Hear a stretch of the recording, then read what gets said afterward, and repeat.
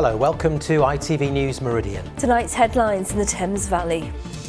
Children on IV drips in hospital with suspected food poisoning. The dream holidays abroad at a 5-star resort that have turned into a nightmare. One of the little girls even had a fit, and she got to, when she was getting picked up for the ambulance, she was like convulsing. She's like 8 years old. It's just really scary. Hundreds of knives are handed in during an amnesty in Wiltshire. Police say Operation Sceptre was a success. Also tonight, the power of flowers, the handcrafted roses at a Banbury Hospice to remember loved ones. And why this piece of wood found in Berkshire has carved its place in history. It's older than Stonehenge, but just how old is it?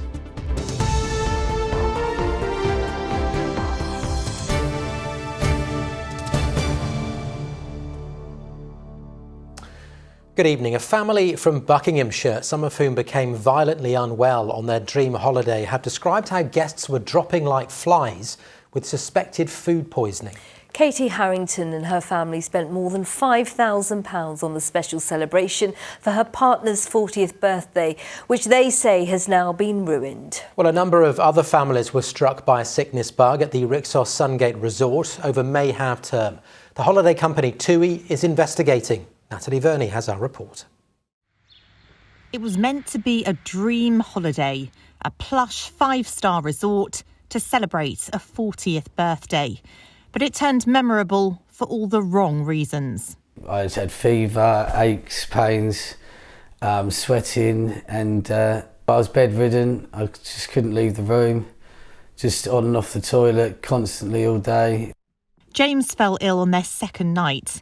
When he became too weak to walk, his partner took him to the hotel's clinic.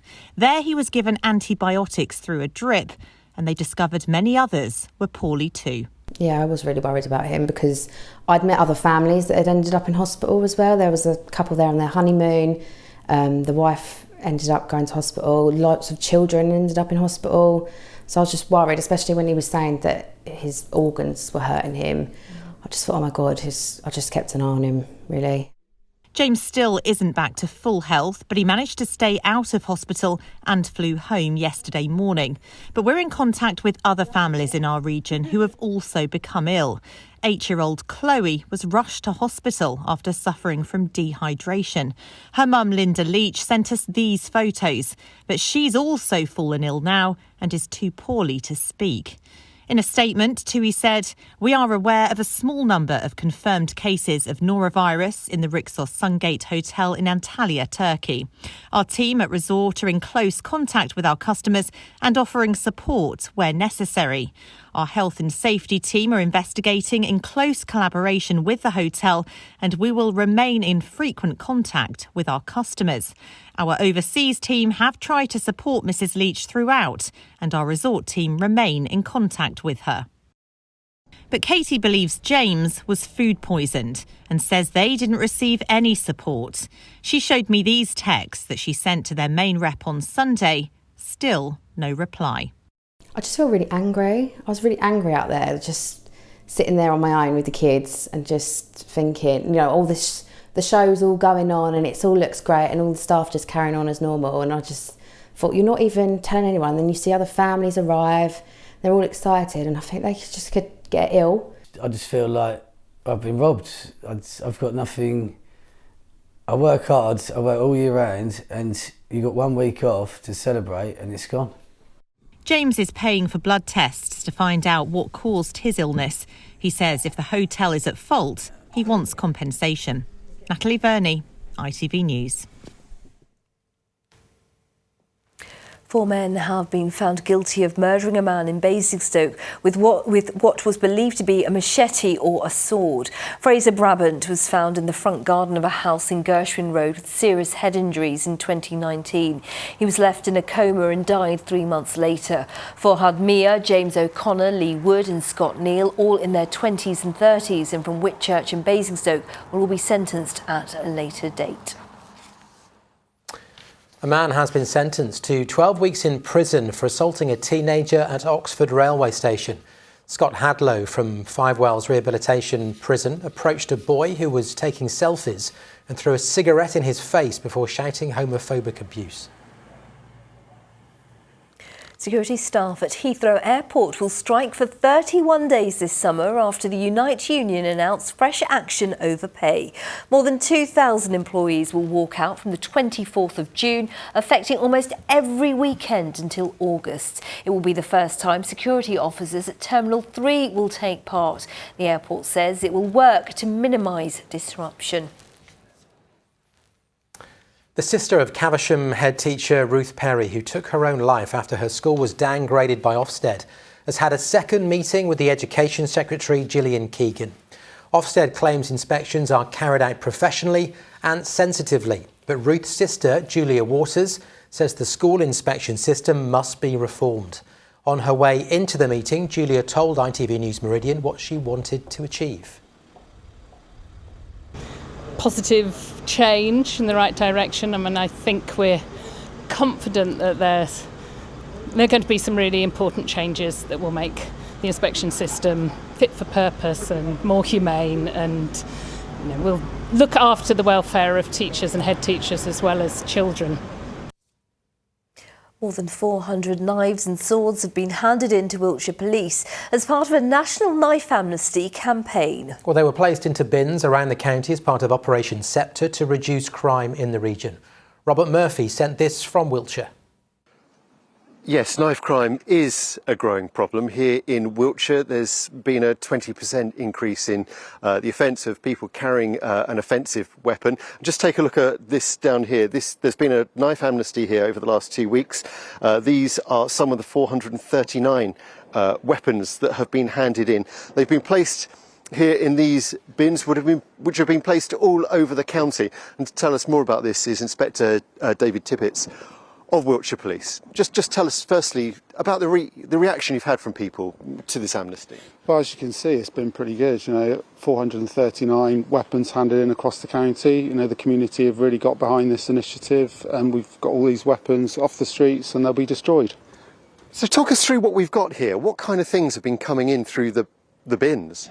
Well, all sorts really. A lot of kitchen knives, but also some samurai swords, some machetes just there. There's an axe over to the right, and some I suppose what you describe as ceremonial swords, some kukris at the front, which are ceremonial swords used by Gurkhas. Yeah. So a variety of objects. You've been running this for a long time, but does it surprise you when you see something like this come in, like these ornamental knives come in still? Yeah, it's surprising what people have got in their homes, and good that they realise that they need to get rid of them. And I know that over the years you've done lots of work with victims or families of knife crime victims. Just give us an idea just of the impact that something that can just last a second can have on so many people's lives. Well, it's huge for families of victims and also emergency staff who respond to it and the community at large. So, yeah, the ripple effects are massive. Yes. And just tell us a bit more about what's going to be happening in the future here. So knives here, will this be carrying on, do you think? I'm sure we'll run future surrenders across the county, and also we have plans to put permanent knife surrender bins into Swindon.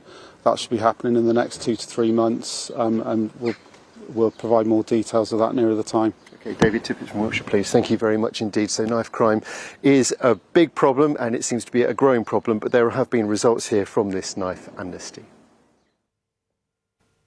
Robert Murphy reporting there. In other news, journalists based at BBC South have begun a 48-hour strike in a continued dispute over proposals to cut local radio output. Protect local news! Protect local news! The walkout has affected South Today, based in Southampton, and output on Radio Oxford and Radio Berkshire. Striking journalists claim the community would be cut off from a lifeline if the plans go ahead. The BBC says it's modernising local services. A consultation on proposals to improve access to Central Didcot is underway. The Didcot Central Corridor project, developed by the County Council, aims to improve travel and public space along 3 routes in the town. They include the B4493 near Didcot Station, Broadway and Jubilee Way roundabouts. It's hoped the plans to encourage people to walk and cycle more will help tackle climate change and encourage healthy lifestyles. The survey will close next month. You're watching ITV News Meridian here in the Thames Valley. Still to come. The Power of Flowers, the art installation in Banbury that's honouring lost loved ones. And I'll be back later to talk thunderstorms, heat waves and what on earth is a pollen bomb. All of that and the full forecast. Look forward to finding out. And remember, you can find more on today's top stories by visiting our website. You can call us. The number's on your screen now. And you can follow us on Facebook, Twitter and Instagram.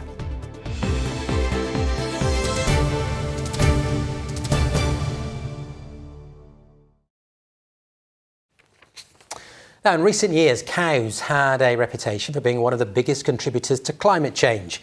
According to the United Nations, methane gas produced by livestock accounts for more than 25% of global warming. But farmers keen to clean up the humble cow's image have started turning their pats into power. Here's Katie Ridley. There are many things that are damaging to our environment, one of the most unpleasant being cow poo. With 1 billion cows worldwide, experts like Dr. Melissa Lazenby from the University of Sussex says there's a massive concern. Methane is a greenhouse gas, just like carbon dioxide. It's actually a lot more potent. That means it's got a larger warming potential compared to CO2. So for every 1 molecule of methane, it traps heat 25 times more. It doesn't last as long in the atmosphere, which is good, only about a decade or so, but it is a lot stronger in terms of trapping outgoing long-wave radiation or heat. Concerns like these have led to calls to reduce livestock farming across the world. But could the animals themselves hold the solution to the problem? This natural waste can actually be turned into biofuel. Just 1 bucket of manure could be used to boil the kettle enough times to make over 4,500 cups of tea. And over a year, that could be used to power 507 fridge freezers. The whole picture. Farmer Stephen Temple has been turning poo into power for years by using a special device that converts methane from the slurry into gas, which is then made into electricity. So far, he's used it to power his home and some of his machinery. We can take cattle slurries, which have got quite a good manure value, but they've also got pollution value. We can take the pollution value out, turn it into energy, and still retain the fertiliser value. The energy we get out is partly in the form of electricity, which is the most valuable part, and of that we can export about half to 3/4 of it to the grid, and the rest use on the farm. In the past, the farming industry has been heavily criticised for its impact on global warming. But one of the dairy industry's major players says if more farmers used cow poo to produce energy, it could help to change opinions. If we could get the British livestock industry and UK farmers to use the 91 million tonnes of cow manure and the 10 million tonnes of food waste that they currently have and turn that into biogas, that could power 6.4 million homes. So who'd have thought that cows could hold the power to a more eco-friendly farming future? Katie Ridley, ITV News. Now, something very pleasant. Around 300 handcrafted metal roses have gone on display at a hospice in Banbury. Inspired by the Tower of London poppies, the artwork at Catherine House in Sulgrave is giving bereaved families a chance to have their own rose in memory of loved ones. Yes, Catherine House is a hospice that's been providing specialist palliative care to adults across North Oxfordshire for more than 20 years. Charlotte Brewer-Edney has been there for us today. I'm in the gorgeous gardens of Sulgrave Manor, which was built by the ancestors of George Washington on the border of Northamptonshire and Oxfordshire. But the reason I'm here is for this installation of 300 roses. And if you come a little bit closer with me, you can see that they're each individually crafted out of metal, so they each look a tiny bit different. Now, each of them has been bought by a bereaved family who have benefited from the expert care of the team at Catherine House Hospice. And to tell us a little bit more about the hospice is Head of Fundraising, Stephanie Lawless. Stephanie, what does Catherine House do? We're here for any adults with a life-limiting illness from the point of diagnosis onwards. So whether that's a few weeks or years, we're here to help with any conditions that they have, offer lots of different services to support them in the hospice, within their home and within hospitals as well. And tell me about the installation. Why did you want to create it? Well, we're there for everyone's, for the patients, but we're also there for the loved ones of everyone. And after someone has died, we need to offer ways that they can remember a loved one. And for us, this is a lovely way to do it. And it gives them something that they can keep with them afterwards. And of course, it helps to raise funds, vital funds for the hospice as well. Stephanie, thank you so much. Well, earlier I spoke to Sarah Witham, whose husband Neil passed away at the hospice in 2019. She told me a little bit about Neil and about her experience there and why she wanted to buy one of these roses. Okay. Oh, obviously a little issue with Charlotte there, but what a wonderful thing. It's really nice, isn't it? I guess you to see get them. that physical thing to focus on. It was a nice thing to do. We got the gist of it. And, Really good. and raising money, which is so important for so many of our charities. Well, I'm pleased to say that Andrew is with us now. And Andrew, you've been catching up with a world champion. Doesn't surprise me. Well, I know absolutely. it's how you roll. Yes, Bournemouth's own WBO cruiserweight world champion, Chris Billam Smith. Well, we caught up with him in London a week on from this title fight, which he dedicated to his mum, who has cancer. On top of the world, Chris Billam Smith says he can't quite believe he's the new WBO cruiserweight world champion.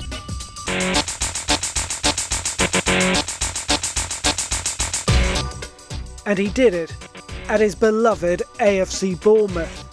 The former Cherry season ticket holder wowing the 15,000 strong home crowd. In the week leading up to the world title fight, a sickness bug meant Chris hadn't been eating. But 3 times he knocked down Lawrence Okoli. The culmination of a lifelong dream for him and his family. It meant everything. It was I was here all week. You know, a lot of different emotion. I've been through massive ups and downs in your career, even through training camp. This one was all right until obviously fight week. My mum's obviously got breast cancer as well, so it meant a huge amount to me to win that for her and the whole family. She's got her operation this week. She's got a mastectomy this week. So the good thing is she hasn't got to have any chemo or anything. So she hopefully the mastectomy will sort her out. So taking her to that on Thursday, to hospital on Thursday. So fingers crossed it all goes smoothly and she'll be fine and positive. Known as the Gentleman, Chris had already won British, Commonwealth and European titles and was a convincing winner over Okoli at the football club he supported since childhood. I don't think I'll ever top it from a dream point of view. There's plenty of other dreams I've got. Love to fight in Vegas one day. So that's obviously a dream of mine and win more belts. But yeah, I think it'll always be a moment that I've always cherished at the top of my list of career accomplishments.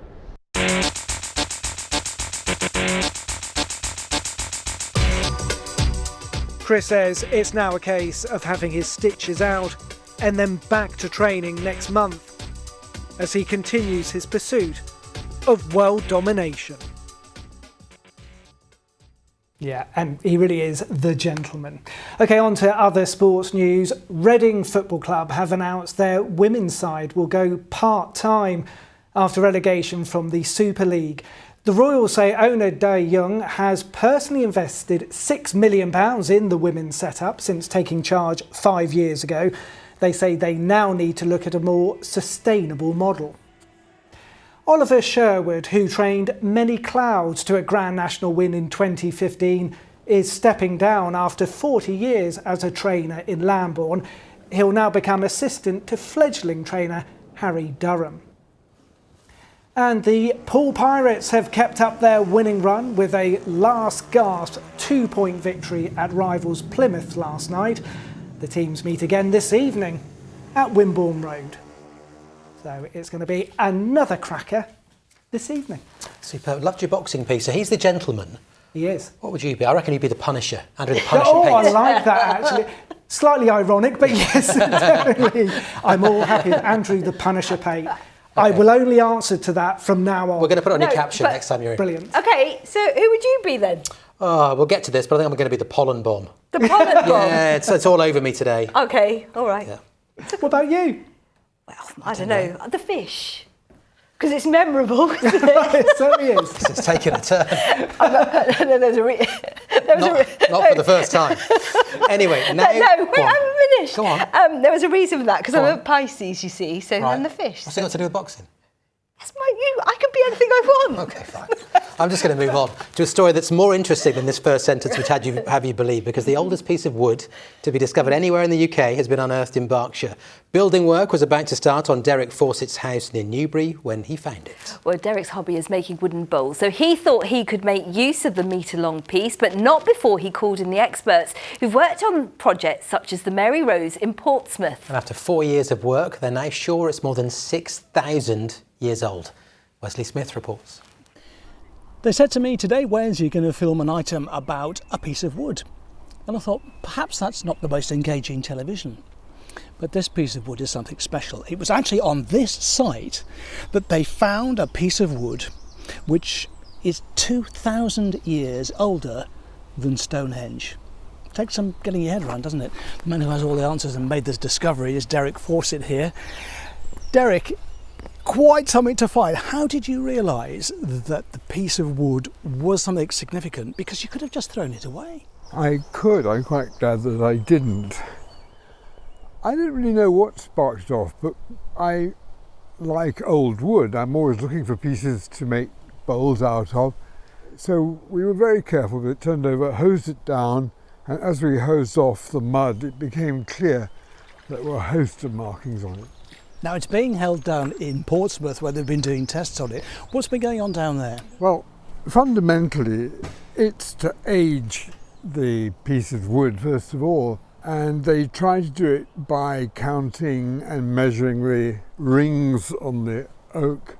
And also by radiocarbon dating, which is a very sensitive method, which dated the wood to about 4,060 years BCE, and if you add the 2,000 years since then, that works out at about 6,600 years old. It's the oldest piece of decoratively carved wood ever found in Britain. But wooden objects only survive if they get protected in conditions that are permanently waterlogged, like peat. And that stops the normal processes of decay happening, and the object can survive for thousands of years. So that makes it really rare. So what you must never do is, when you find archaeological wet wood, is to let it dry out in an uncontrolled way.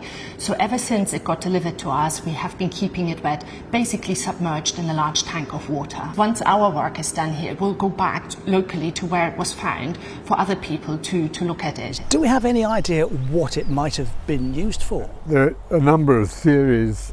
We're in the beautiful Boxford water meadows here, which are like a vast sponge of water. So I think this was a measuring device. So how deep is the water in the meadows? Is it safe to cross? Is it possible to put a financial value on this? I have no idea. It is, by definition, priceless. Just a sense of pride that you found it and didn't throw it away, that's the thing. Yeah, exactly. A stroke of luck, isn't it, really? Derek, thank you so much for your time today, and well, we'll look forward to seeing the piece of wood, quite a special piece of wood, in the area before too long. Wesley Smith, ITV News, near Newbury. That was good. I was distracted. Why the fish? I just still don't understand it. Go with the shark or something. Okay. Can we go with the shark? Yeah. Okay, good. Now we can move on. OK, let's get our teeth into the weather now. Pip is here. Pip, this lovely weather has been going on. Is it going to end soon? Yeah, it does look that way. Can you believe we've hardly had any rain at all since mid-May? But things are set to change this weekend. Take a little look. We've got low pressure just off the western coast of Iberia there. It's going to push its way northwards over the coming days, providing the necessary instability to bring showers. But the thing that's really going to make those showers pop is the change in the temperatures. They're going to rise over the coming days. Take a look at this. As we head into the weekend, we'll be way up in the 20s. One or two spots could even touch 30 Celsius. So not only in heat wave territory, but also quite a bit more humidity. So I think some sticky nights to come as well, all a bit uncomfortable for sleeping. Yeah, not great. Let's talk about the pollen bomb just quickly. I know it's here because I can feel it. Yeah, it's not a boxing name, believe it or not. It is actually perhaps not quite as dramatic as it sounds, but nevertheless, hay fever sufferers aren't going to be very impressed, because what it means is a spike in the current pollen levels. Now, grass pollen season runs from May through to July. There's 2 spikes. One of them is happening right now. The first one early June. The second one comes mid-July. But thankfully, thundery showers can sometimes wash the pollen out. So fingers crossed for those showers. Better news for hay fever sufferers, I think. OK. It's kind of, good news, bad news kind of thing, isn't it? I know, but hopefully it'll be better soon. It will be washed away soon. Yeah, fingers crossed. Let's get a check on the full forecast. Here's Pip.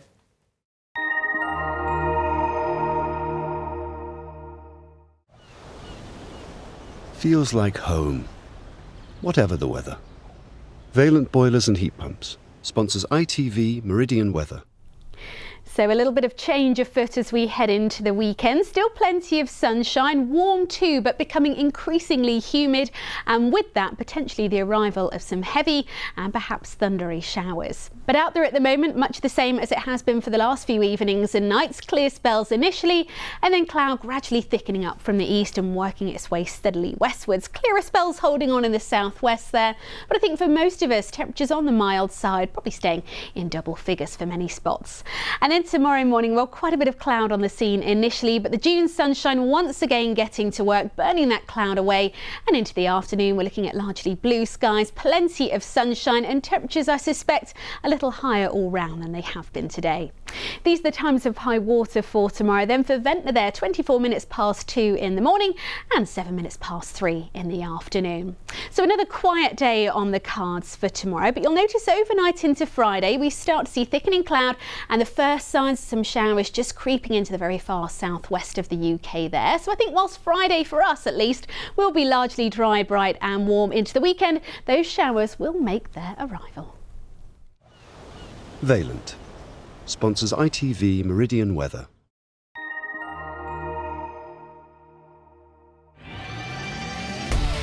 Hello, summer.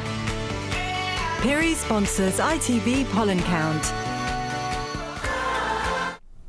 Well, grass pollen season is really peaking at the moment. Over the next couple of days, levels are expected to be very high, but with the chance of showers as we head into the weekend, those levels dipping too high. Do take very good care.